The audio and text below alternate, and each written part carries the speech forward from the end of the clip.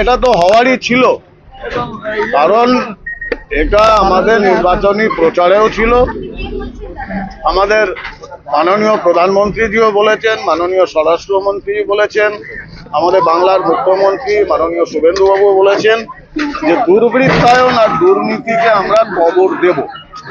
15 বছর ধরে যে সীমাহীন দুর্নীতি তৃণমূল করেছে তার একটা অন্যতম উদাহরণ হচ্ছে ওই চাকরি চুরি ইত্যাদি, গরু চুরি, কয়লা চুরি। এছাড়া এরা মনে করতো যে সরকারি জমিগুলো ওদের পৈতৃক সম্পত্তি। এই পৈতৃক সম্পত্তি যেরকম ভাবে বেদখল করে রেখেছিল, সেই পৈতৃক সম্পত্তি আমরা আবার ঘুরিয়ে মাটিগুলোকে শুরু করি।